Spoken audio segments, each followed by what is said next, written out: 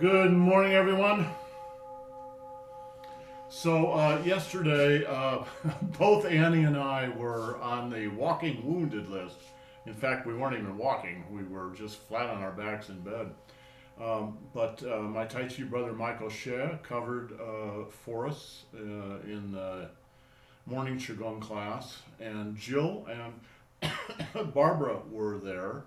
And I wanted to ask you what you learned out of that. What did you get from Michael's talk? I mean, it wasn't just a talk, they were also exercising. But Jill, what did you get out of Well, it's that pithy, it's all in the mind. it? It's true. It's Yes, true. It's yes, true, depending on how you define mind. it's true. That is true.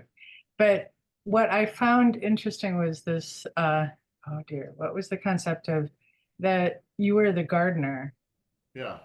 you were not the master, you Yes. know? Yeah, Yes, that's exactly right. You're not the master of anything. You're a gardener. Think of Sam in the Lord of the Rings. Barbara, what did you get out of it? Well, I felt that the emphasis on breathing was something that I am particularly bad at. I don't do the breathing. I don't doesn't come naturally to me. I have to really concentrate on breathing when I do qigong, and he really nailed that down for me. Good. Did How did important it did it it is. help you in the practical sense? Well, it reinforced my conviction that one of the things I have to work on is breathing. You know, the abdominal breathing and the upper breathing. These are different breathings. And when he asks you to breathe in and out 9 times, Yeah. and it takes him like 3 times longer to do nine than it takes me.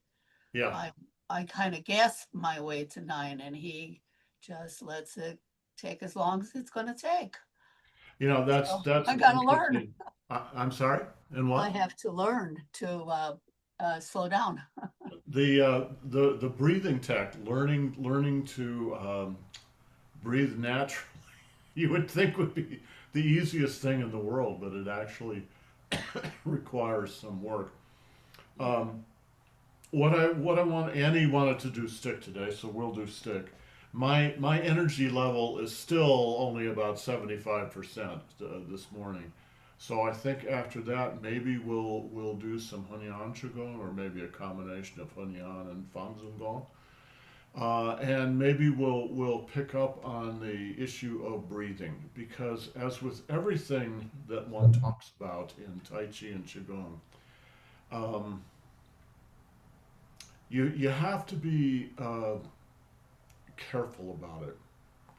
Anyway, let's do the stick work and then we'll get into the breathing a little bit.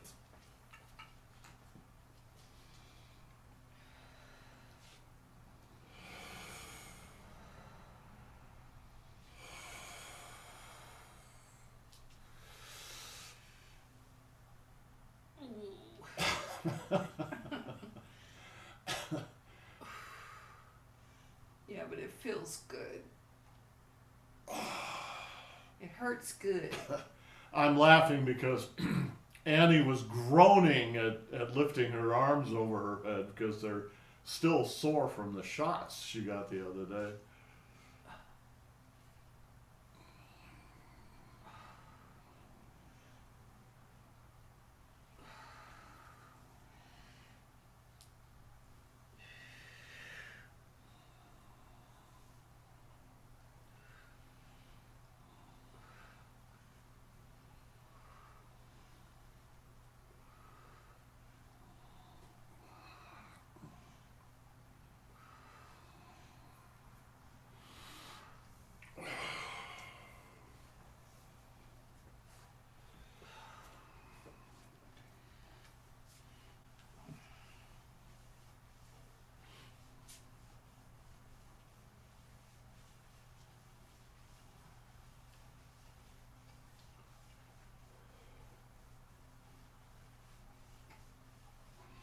I think we should call these gratitude practices, honey. What is that? Because I'm almost 80 and I'm grateful I'm still up and moving. And moving well, all things considered.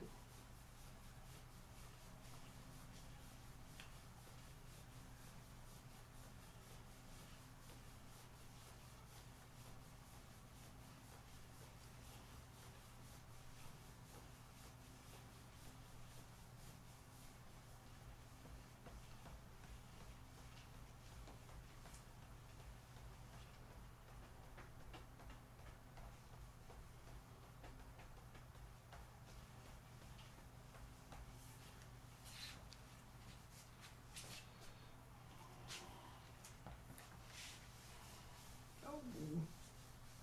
Hmm?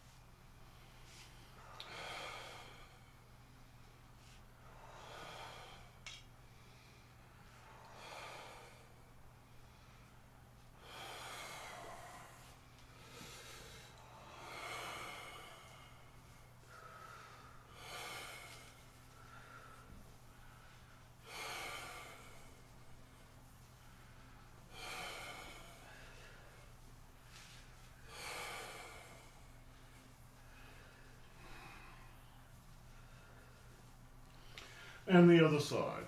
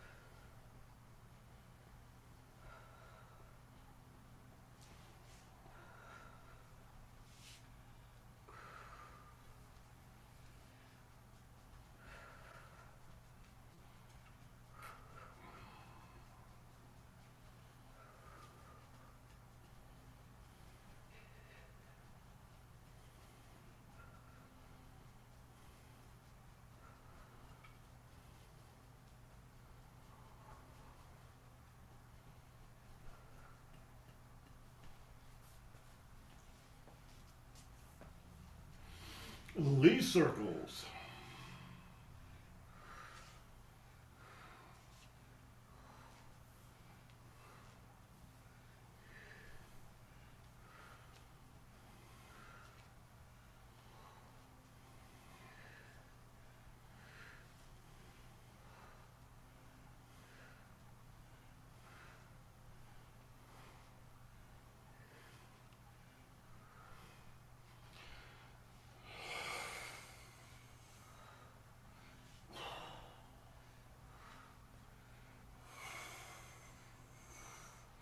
And reverse.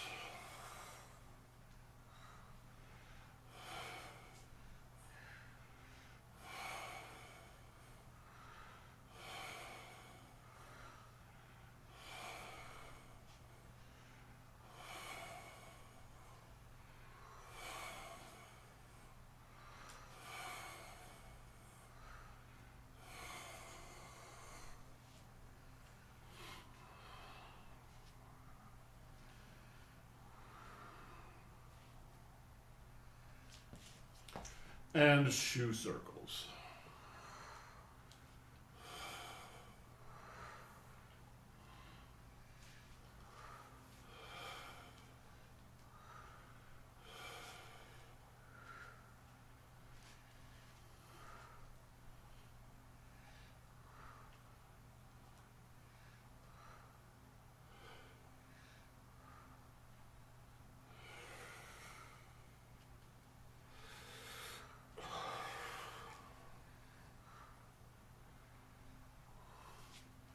And reverse.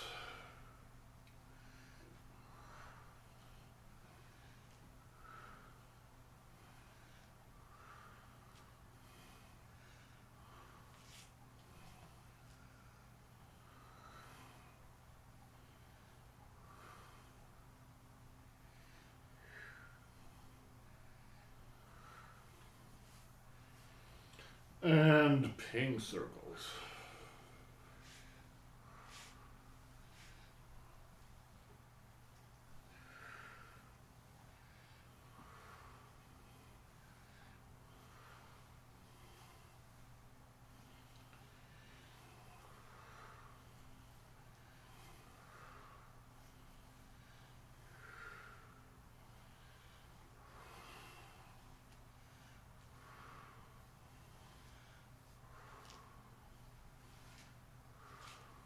And reverse.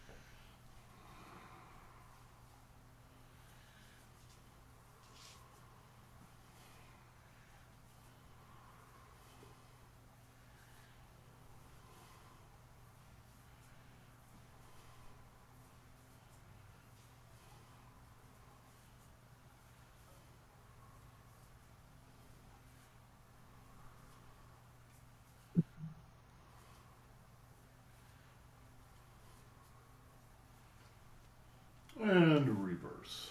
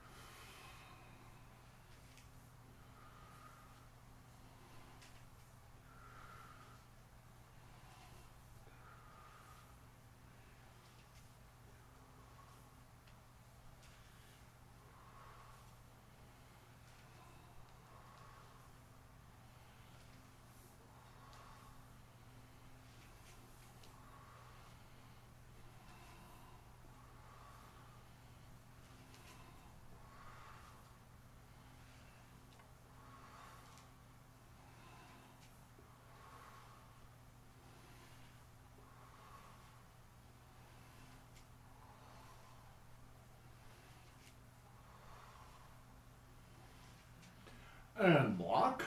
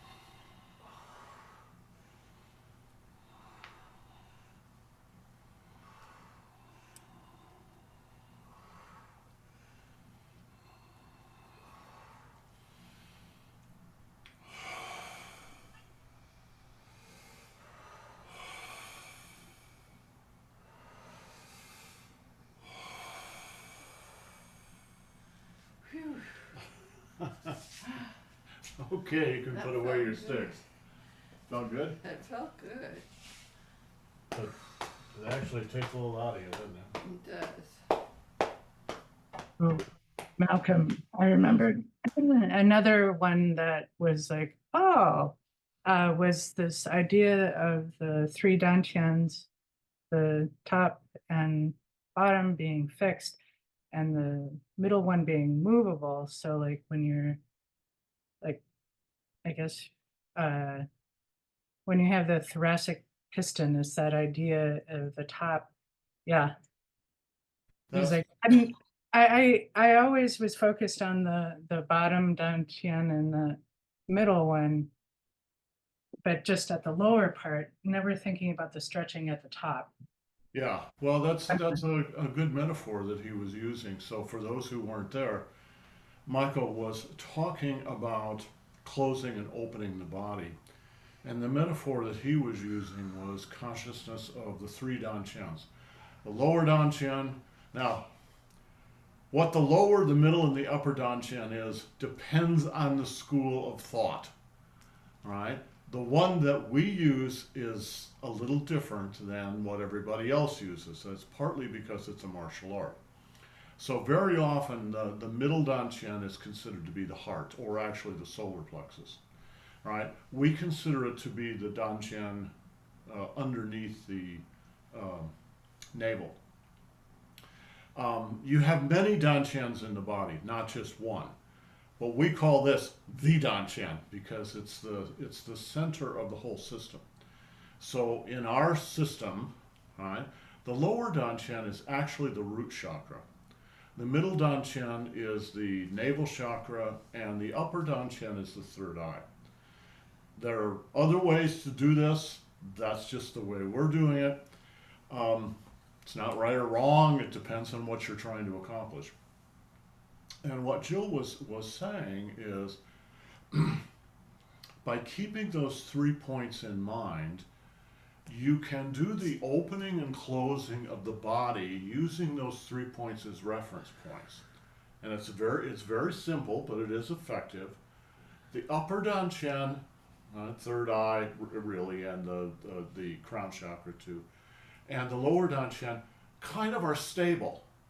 They sort of stay where they are, but the middle dantian moves, goes from the regular position of the dantian, especially the Mingmen in the back, and up into the chest, or the heart chakra, right? So it's exactly what I was saying before about the Mingmen and the Tanzhong. So these 2 points stay stable. This one in the center closes and then it opens, and it closes and it opens, and it closes and it opens. The advantage, you have to pardon me, guys, this cough is from the vaccines. The advantage to this way of doing it is it keeps your consciousness on those 2 points.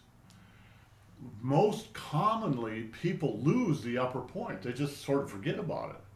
And what happens is, then you get a lot of this bobbing up and down. And that's not correct.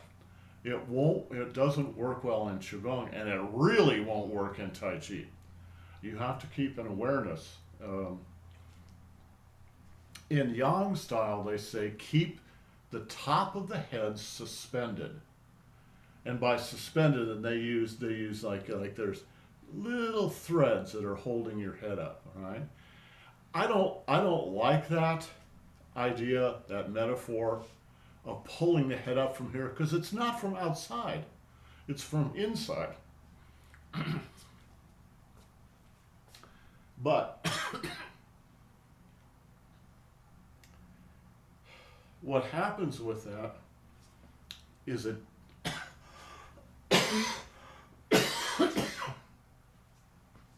sorry folks, it de-emphasizes the movement of the thoracic piston, right? From here to here, boom.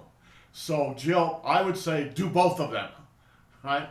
Do Michael's metaphor and do my metaphor, and you will have it. Yeah, I think it's that important thing is like losing the consciousness of that top dantian Yeah. is like, yeah. and It's yet very it, easy to do. right, and yet it's like, the whole thing of it's in the mind, and yet I'm losing this spot that's Yeah, it's one of the most common mistakes that people make at all times. Annie's going to volunteer here to do something, so we're not going to do it. I'm just going to kind of ape it. But you've seen me do this, so she's going to twist my arm, and I'm going to come around, all right, and take her here, and I'm going to do it wrong first. She's just going to push me over. All right?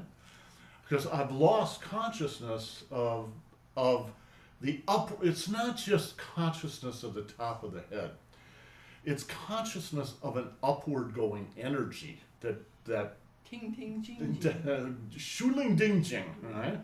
All right. Now watch. Go ahead. Push. No, it's like a mountain. It's absolutely critical for doing Tai Chi as a martial art. But it's also really important in Qigong because it structures your physical and your energy body, which in turn structures your mind, which is why I said, Jill, before, yes, Qigong is all about your mind, but it depends on how you define mind, all right? If your mind is just this up here, you're in trouble. It's not enough. You have to include everything in your mind.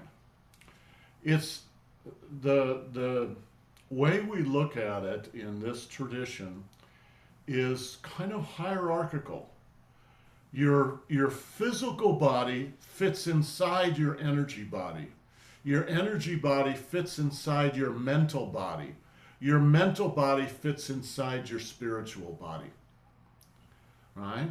So the smallest of the four bodies is the one you see all the time, is your physical body.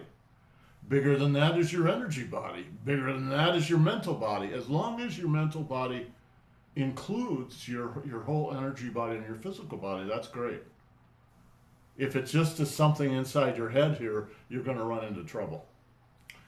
Which brings up the topic that you guys raised and Barbara raised about the breathing technique. And we've been over this before, but it's really important to do it, particularly after you've had a discussion like yesterday. Master Zhang, my master, did not do workshops. I mean, they would fly him to Europe and all over the place to do workshops there. That was fine. He didn't do workshops in San Francisco. He just had his regular class. But in the course of that class, we would always have new students come in. And he would not, in the Qigong program, he would not do something special for them because he couldn't. He had 40 students there. You can't take the class and focus it on one or two new people. It's up to you. If you want to learn this, it's up to you to stick with the class and be there every session and start to learn. And gradually over time, this is why one of the reasons it takes years to learn this, gradually over time you pick up all these pointers. And you pick as many up from your fellow students as you ever will from your master. It's the only way to manage a class like that. But he would usually ask, halfway through a Qigong session or whatever, or at the end of a Qigong session, he would ask, are there any questions? And new students would always ask the same questions. What about breathing? Because people had heard, or maybe they knew from previous classes or whatever, how important breath work is. The word qi in Chinese has so many connotations, but if you look it up in a Chinese dictionary, you know what it will say? Oxygen. Oxygen, the element oxygen. All right? It's your breath. Uh, there are two other words in our language that are closer. In Greek, it's pneuma. Right? In Latin, it's spiritus. So it's something that is not, doesn't seem to be physical, you know, in the old way of thinking of physicality, but is really critical for life. And Master Zhang would always say the same thing, always. Just breathe naturally. Don't worry about it, just breathe naturally. When Grandmaster Feng came from China and did a big workshop down in at Pema Osaling, up above Santa Cruz, somebody asked him that at the beginning of a Qigong session, and he said, in Chinese, got translated, just breathe naturally. Why, if breathing technique is so important, why would they say that? Well, two reasons. One is, if you're going to learn the proper way to breathe, it's not something you're going to learn in an hour. It's literally going to take you years, and I'm serious about that. Because if it's mechanical, it won't work. It has to be natural, which means you need to go through a process of a whole series of classes where you practice this along with physical movements that are very easily adapted to the breathing technique. And you learn the breathing technique, right? Very simple movements like this. Very slow. Very simple. All right? Even I can do them. Right? And you learn the breathing, you focus on the breathing technique. When you actually do Qigong, you don't focus on the breathing. It has to just happen naturally, which means you've got a lot of preparation and practice you need to do before you can get to that level. Imagine if you were trying to learn the piano and you had a piano teacher and you learned about this technique. Oh, well, that technique looks really cool. I want to do that technique. And your piano teacher tells you, yeah, you can do that technique, but it's going to take you 5 years to get there. But it's such a simple technique. It is a simple technique, providing you've got 5 years of experience. All right? Because it has to come out of your body naturally without any thought and without any control. Because if what you're doing is controlling your breathing, you're doing exactly the opposite of what you should be doing in Qigong. That's the reason. So we can do an exercise or two today and practice the real breathing technique. But please just remember, don't try to do this breathing technique in other places. I mean, when you're doing Qigong,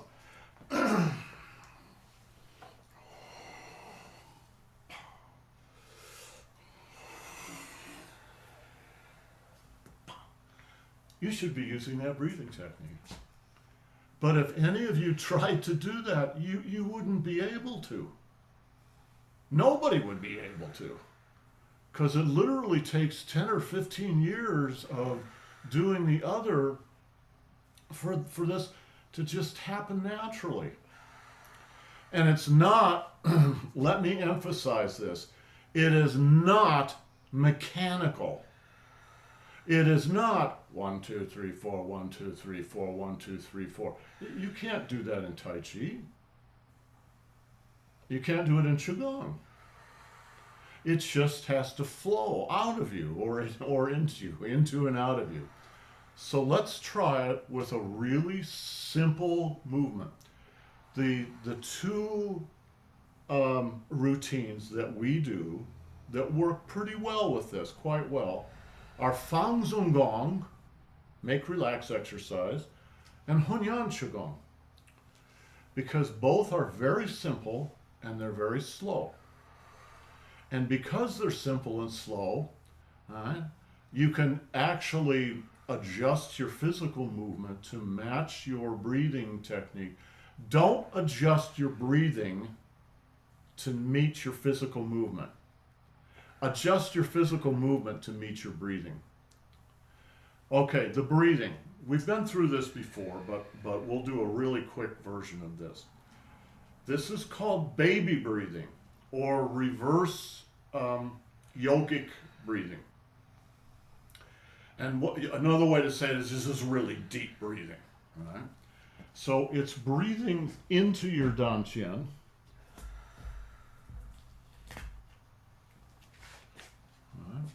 All the way down underneath your belly button, all right, filling the abdomen. It's not just breathing into the chest.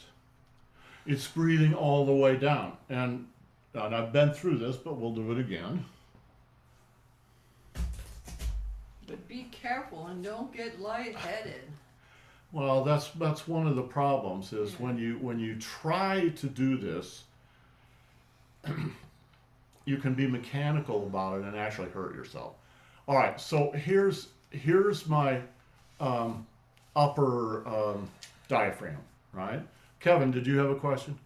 Well, I've been kind of limited in what I've been able to do. So I do a lot of work on my breathing. And one thing I learned way back before you was breathing through your dantian. And that's a mental image that stuck with me. And by putting my tongue to the roof of my mouth and just concentrating, I'm able to feel a spot that feels like my dantian. And the air seems to come in there and fill up my abdomen and then rise up through my body. So it's sort of in my mind almost like a microcosmic orbit, except I can't do anything with it other than feel it. But is that where we're going with this to a certain extent? Everybody is going to feel this a little bit differently. And the metaphors that you use to explain what you're feeling are going to be a little different. So the metaphor that Kevin used is very common. It's right. It's right for Kevin. All right. So direct breathing into here. Other people like me will go, well, you may have direct breathing into there, but it's going to go through this system. All right. I'm going to stick with that one because one of my foci in doing these classes with you guys is to focus on body mechanics. This is not separate from your physical body. It's not just woo-woo. It's also woo-woo, but it's also really physical, right? So this is your upper diaphragm, and when you breathe in, what happens with the diaphragm? Jill, what happens with your diaphragm when you breathe in? It rises. When you breathe in. Right? When you breathe in, the diaphragm contracts. Right? So it's going to be like this. I guess I'm thinking of my chest is rising. Yes, that's exactly true. When you think of breathing, and I mean, my God, even children's cartoons, they do the same thing. When someone breathes in, your chest expands, right? That's what you think, but that's not what's going on. So thank you, Joe, for doing this exactly wrong, right? That is not what is going on. What is going on is the diaphragm, instead of being like this, the diaphragm is going to lower and it's going to be like this. And that creates a vacuum in your chest, and that's what pulls the air in. Right? So it's a kind of compression. Does that make sense? Everybody got that? All right. Now, the big thing that everybody misses is you've got another diaphragm. This is the abdominal diaphragm. It's the lowest part of the abdomen, and it's what holds your whole abdomen in. Right? When you breathe in, this does the same thing. Right? Now it's going to reverse itself like this.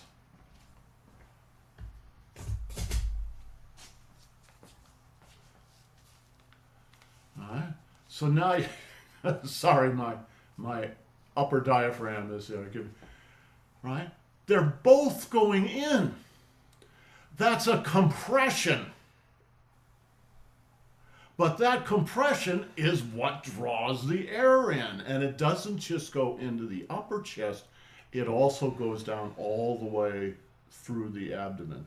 As Kevin was saying, you're breathing into your dantian.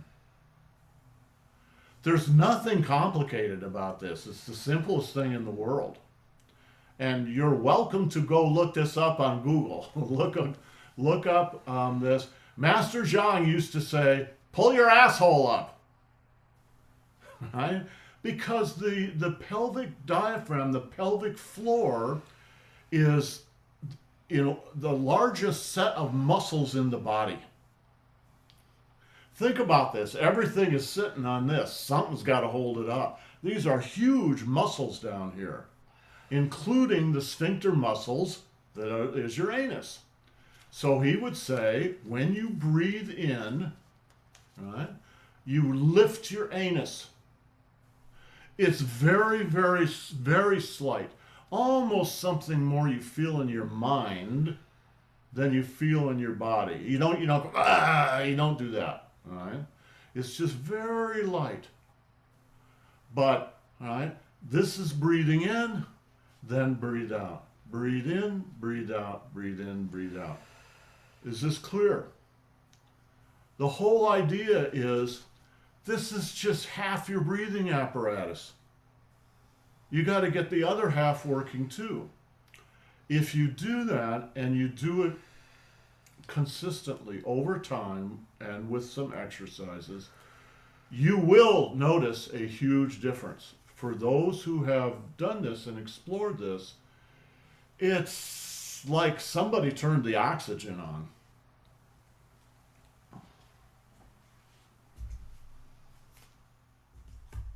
Well, I told you when I was sick with the COVID, I did this, and my oxygen on the saturation went up 10 points. Yeah. It's really good, and it's a very classic technique from India into China 1500 years ago, and you still practice it. But you can see, if you start doing this and you're imaging this stuff and you're trying to control your breathing, it's complicated. It's complicated, and it will require you to focus on all the bits and pieces. And when you're focusing on all the bits and pieces, it's not really natural anymore. It's kind of mechanical. All right, so now, one other thing we should talk about is what happens with your breathing apparatus. When you breathe in through your nostrils. And your tongue, the tip of your tongue should be on the teeth, your upper teeth, behind your upper teeth. Nothing special, it's on the roof of your mouth. Right? When you breathe out through your lips. And when you breathe out through your lips, you're going to drop the tongue from the roof of the mouth just to its natural position. And you're going to purse your lips slightly. And extend your exhale a little bit. So if you breathe into the count of 4, you breathe out to the count of 6 or 8. That's it. It's very simple. It's very simple, but there's a whole lot going on when you do that. All right, let's do an exercise, and we can just do the first exercise in the Fang Gong series, right? It's as simple as they come.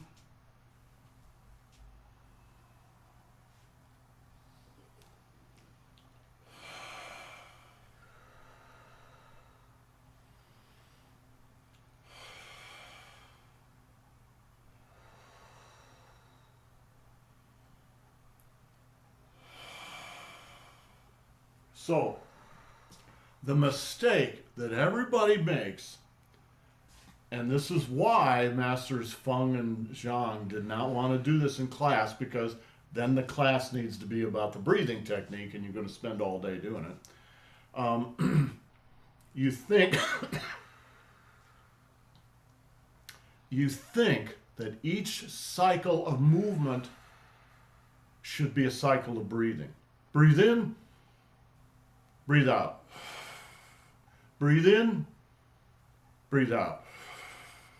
Breathe in, breathe out. If you breathe that fast, You're gonna get this. you'll hyperventilate. You'll get dizzy and fall over. So that's what I say. You do the motion, but just breathe naturally.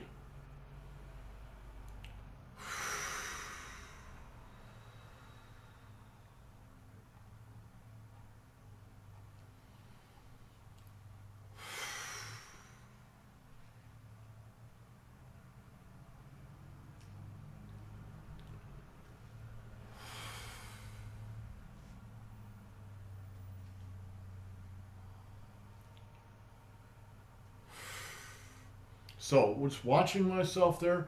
I was doing it. I would do 2 cycles per cycle of breath. But you have to make sure that that doesn't become mechanical. Right? It shouldn't be mechanical. It should just be absolutely natural. So the truth is, it's not going to fit any mathematical ratio. It's just going to happen naturally.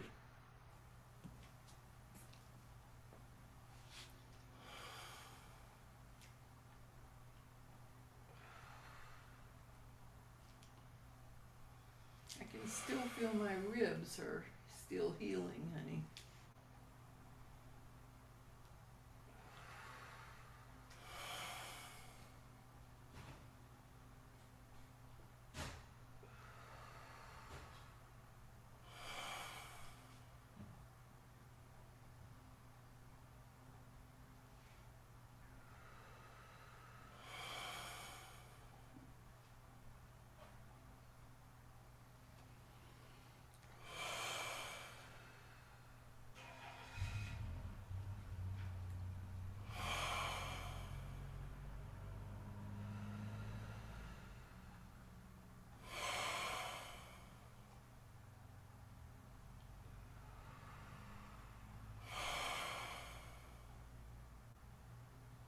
And for me, breathe out. Breathe out. Breathe out.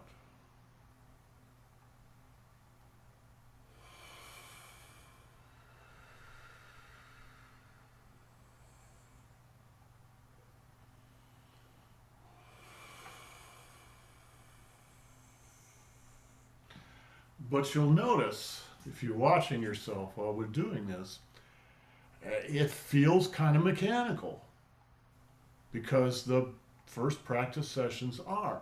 I haven't thought about my breathing in 20 years. I just do it naturally, and it's not any kind of perfect breathing. It's not mechanically perfect or mathematically perfect. It just happens naturally. If you're doing the Tai Chi classes, what you want to watch for are the yin and yang cycles built into every movement. Now, we don't do those in the beginning class, but in the advanced class, some of you have done them before. The first move,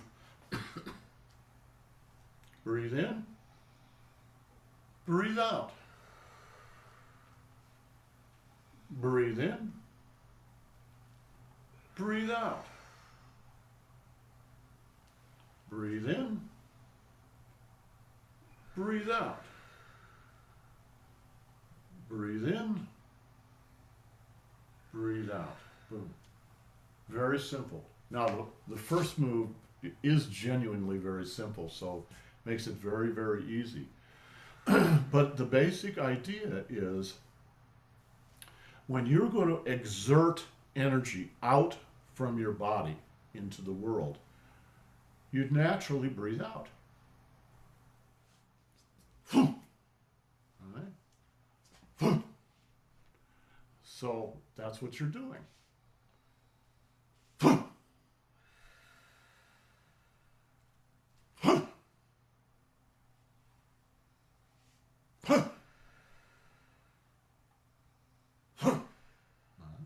So it just happens very naturally. But again, if you're doing a martial art, you don't want to be thinking about your breathing. So Tai Chi is so complex to learn. To actually do it is very simple, but to learn it is really hard. It's so complex that if you had to try to learn the breathing technique in Tai Chi, you'd be falling all over your own feet all the time. So one of the big reasons to do Qigong with Tai Chi, there are many reasons, but a big reason is you learn the breathing technique in Qigong.